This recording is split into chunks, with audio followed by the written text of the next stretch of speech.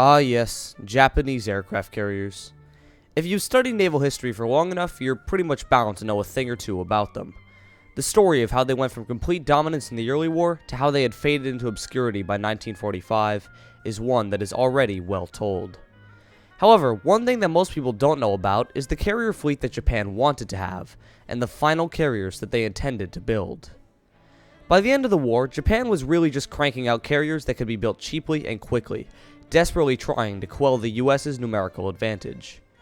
As a result, by the late war, the quality of Japanese carrier design had taken a large downgrade. The last contemporarily designed carrier that the Japanese produced was the fleet carrier Taiho, which unfortunately for them, was sunk just months into entering service. After this point, the Japanese switched to the aforementioned quick and cheap carrier classes that were never designed to be improvements over ships like Taiho. However, somewhat forgotten to history is the planned successor to the Taiho class. Known simply in Japan as Design G15 or Kai Taiho, this ship was intended to be the successor to Taiho, and had it been built, it would have been the most powerful purpose-built carrier that the Japanese would commission during World War II. The main differences between this ship and Taiho were mostly slight, with the G15s having improved torpedo protection, improved large and light AA suites, the addition of torpedo and bomb elevators that were capable of reaching the flight deck, and the most important, the lengthening of the hull and bridge to allow for more hangar space.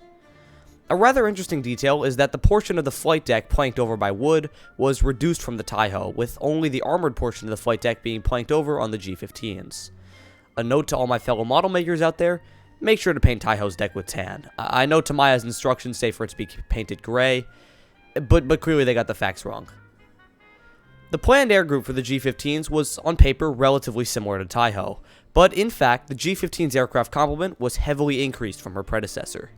Since the ships would be carrying much more modern and larger aircraft like the A7M Reppu and B7A Ryusei, and maybe even the Nakajima Kika if Japan got their shit together.